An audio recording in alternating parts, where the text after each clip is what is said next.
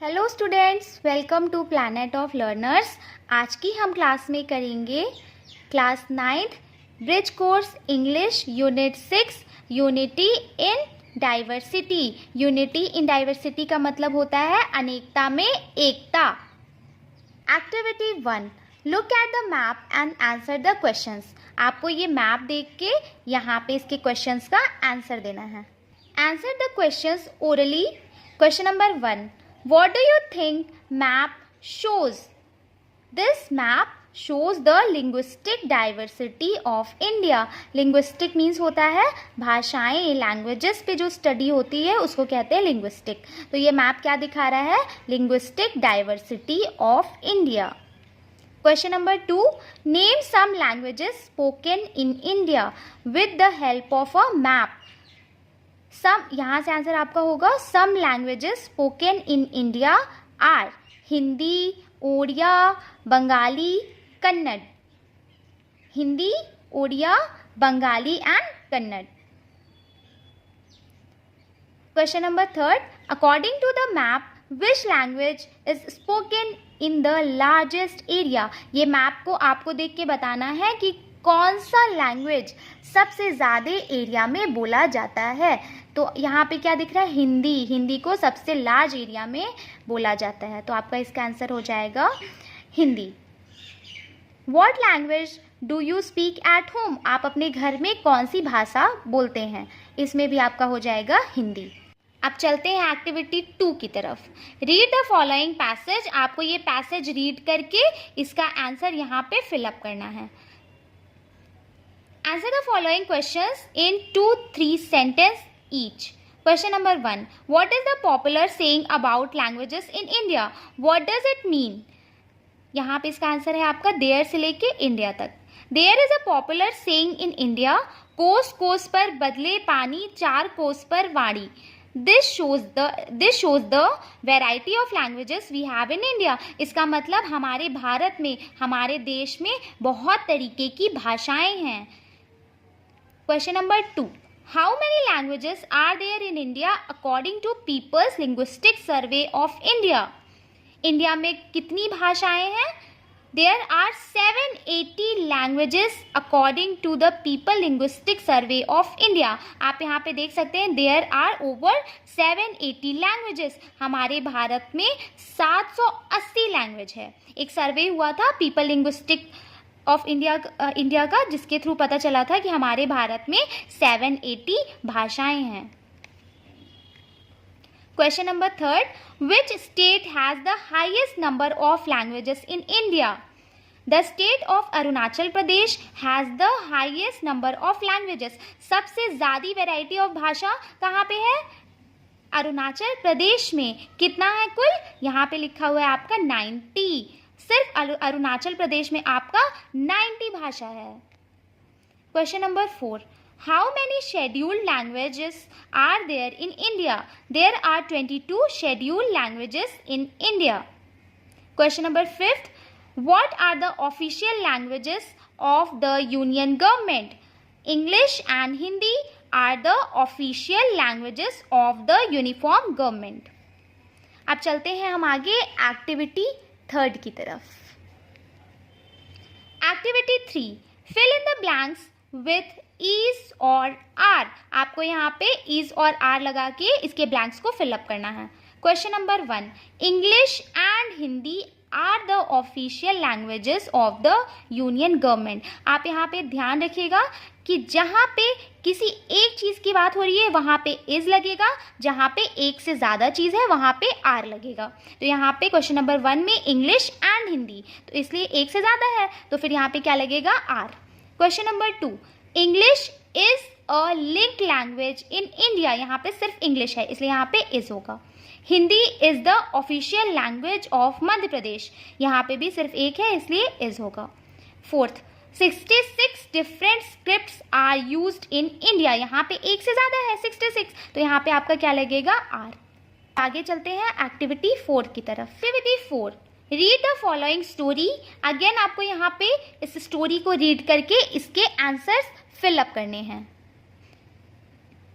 Once a lion went to a river to drink water. ये मैं आपको short में समझा देती हूँ। एक बार क्या होता है कि एक लॉयन रिवर के किनारे पानी पीने के लिए जाता है। उसी सेम टाइम पे एक बड़ा सा एलिफेंट वहाँ पे रहता है, वो भी पानी पीने के लिए गया होता है।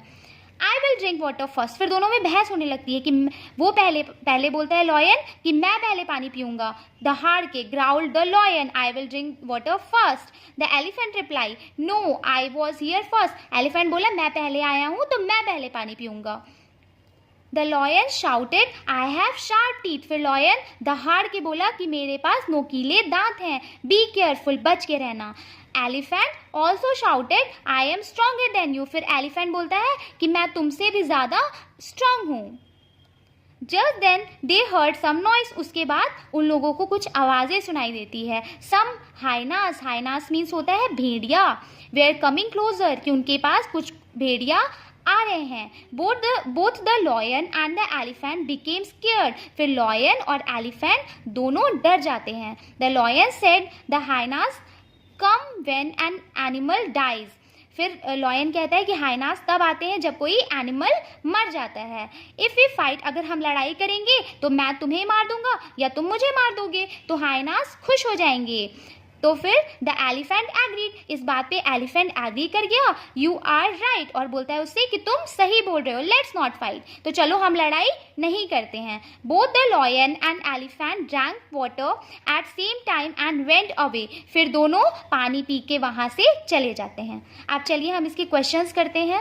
Question number 1, Where did the lion go to drink water? The lion went to a river to drink water. Question number 2, who else was there to drink water? A big elephant was also there to drink water. Question number 3, who had sharp teeth? The lion had sharp teeth. Question number 4, who was stronger? The elephant was stronger. Question number 5, what scared both the lion and the elephant? The lion, यहाँ से आपका answer हो जाएगा, the lion and the elephant are scared by hyenas. Question number 6, what made the lion and the elephant decide not to fight with each other? They understood that if they fought with each other, they would die and hyenas would happy. Activity 5, read the following pairs of sentences and notice the differences. 1A, इसमें आपको क्या बताना है कि ये sentence आपका direct speech है या इनडायरेक्ट स्पीच है। तो आप ध्यान रखना कि सारे क्वेश्चंस में ए वाले जितने भी हैं वो क्या है, डायरेक्ट स्पीच, और बी वाले आपके इनडायरेक्ट स्पीच। 1 का A direct speech, B indirect speech. 2 का A direct speech, B indirect speech. 3rd का A direct speech, B indirect speech. 4th में भी आपका सेम है, ए वाला डायरेक्ट स्पीच एंड बी वाला indirect speech. Activity 6, make comparative form by adding more. An example has been done for you. Important, more important, इसको आपको comparative form में लिखना है तो यहाँ पे more लगाना है। Important, more important, useful, more useful, famous, more famous, intelligent, more intelligent. Now complete the sentences with the newly formed words. जो हमने more important, more लगा के words बनाए थे उसी को यूज़ करके हमें यहाँ पे sentence को complete करना है। Question number 1, health is more important than the wealth. Question number 2, William Shakespeare is more famous than John Milton. Question number 3, a chimpanzee is more intelligent than a 2-year-old child. Question number 4, a map is more useful than a dictionary while checking. Activity 7, read the following story. आपको यहाँ पे story read करना है और इसके बाद आगे चलते हैं, हम देखते हैं। Once an old farmer lived in village. इसको भी मैं आपको शॉर्ट में बता देती हूँ। एक गांव में एक ओल्ड फार्मर रहता था, उसके 4 बेटे थे। दे वेयर, और वो हमेशा क्या करते थे, आपस में लड़ते थे। One day the old farmer fail सिक। फिर एक दिन क्या होता है कि जो ओल्ड फार्मर रहता है वो बीमार हो जाता है। He decided that he should bring unity among his sons. फिर वो डिसाइड करता है कि उनके बच्चों के बीच में उन्हें एकता लानी है। He called his sons and asked them to bring few sticks. फिर वो अपने sons को बुलाता है, अपने बच्चों को बुलाता है और बोलता है कि सब अपने साथ एक एक stick लेके आओ. They bought the sticks. The farmer gave one stick to each and asked them to break it. फिर farmer क्या करता है, अपने सारे sons को एक एक stick देता है और बोलता है कि अब इसे तोड़ के दिखाओ. Each of them was able to do it easily. और जितने भी रहते हैं ना वो सारे एक एक स्टिक को easily तोड़ देते हैं. Then the farmer asked one of his sons to tie them in a bundle. फिर farmer बोलता है कि ये सारे स्टिक को अब एक साथ बांध दो. He then asked them to try and break it. फिर वो बोलता है कि अब बंधा हुआ जो एक साथ ग्रुप में स्टिक्स है इसको तोड़ के दिखाओ. Each of the sons tried to break the bundle but they failed. फिर उसके फार्मर के बेटे सारे ट्राई करते हैं तोड़ने का, लेकिन वो उसको ब्रेक नहीं कर पाते. तो इसमें आपका कंक्लूजन यही होता है कि जब चीज़ें अकेली रहती है तो उसको इजीली कोई भी ब्रेक कर सकता है, लेकिन ग्रुप में जो चीज़ें होती है उसको ब्रेक करना, तोड़ना बहुत मुश्किल होता है. Write a sentence each under the pictures and then retell the story. आपको पिक्चर देख के यहाँ पे सेंटेंस लिखना है और स्टोरी को दोबारा बताना है. ये पिक्चर में क्या दिख रहा है, फार्मर अपने बेटे को स्टिक दे रहा है, तो आपको वही लिखना है. The farmer gave one stick to each sons and asked them to break it. Next, each of them was able to break it easily. यहाँ पे दिख रहा है ना, each of them was able to break it easily. वो आसानी से उसे तोड़ देते हैं. Third, the farmer asked one of his sons to tie them in a bundle. He then asked them to break the bundle, but each of the sons failed. जैसे कि हमने पढ़ा था कि जब वो एक साथ हो जाते हैं तो फिर वो उसे ब्रेक नहीं कर पाते. Fourth, the sons failed to break the stick in bundle. Activity 8. Write the names of different food items which are famous in our country. हमारी कंट्री में जो जो फूड आइटम बहुत फेमस है हमें उसके यहाँ पे नाम लिखने हैं. पहला, idli, dosa, biryani, samosa, dal makhani, chole bhature, dhokla, vada pav, jalebi, butter chicken. I hope कि आपको ये यूनिट 6 भी अच्छे से समझ में आ गया होगा. अब हम मिलते हैं नेक्स्ट यूनिट में, यूनिट 7 में. Thanks for watching.